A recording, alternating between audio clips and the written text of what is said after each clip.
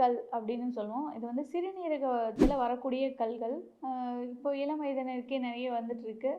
சரியா தண்ணி குடிக்காதனாலையும் அதிகப்படியான உப்பு மற்றும் துரித உணவுகள் இதெல்லாம் அதிகமாக எடுத்துக்கிறதுனாலையும் வந்துட்டு இருக்கு.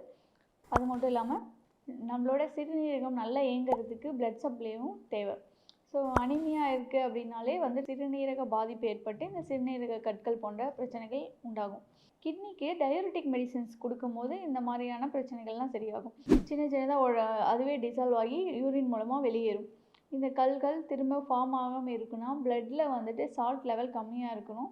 அது மட்டும் இல்லாமல் கிட்னியும் வந்து சரியாக ஃபங்க்ஷன் ஆனால் மட்டும்தான் பிளட்டில் இருக்கக்கூடிய சால்ட் லெவல்லாம் யூரின் மூலமாக நம்மளுக்கு வெளியேறும். அப்படி ஏறாமல் உள்ளே இருக்கும் போது அது வந்து இந்த மாதிரி கற்களாக மாறதுக்கு நிறைய வாய்ப்புகள் இருக்குது. ஸோ ஒன்ஸ் வந்து இந்த மாதிரி கிட்னி கல் வந்தால் நம்மளோட உணவில் வந்து நிறைய மாற்றங்களை நம்ம கொண்டு வருவோம். அதில் வந்து பார்த்திங்கன்னா கால்சியம் இருக்கக்கூடிய உணவுகள்லாம் கொஞ்சம் கம்மி பண்ணிக்குவோம். எதுக்குன்னா கால்சியம் ஆக்சலேட்டுங்கிற ஸ்டோன் வந்து ஃபார்ம் ஆகிறதுக்கு நிறைய வாய்ப்புகள் இருக்குது. அதனால் கால்சியம் இருக்கக்கூடிய இப்போ கீரை வகைகள் மற்றும் தக்காளி, காலிஃப்ளவர் இந்த மாதிரியான உணவுகள்லாம் நம்ம உணவில் வந்து எடுத்துக்கக்கூடாது. நேச்சுரலாகவே சரியாகிறதுக்கு மருந்துகள்லாம் வந்துட்டு சித்த மெடிசன்ஸில் இருக்குது.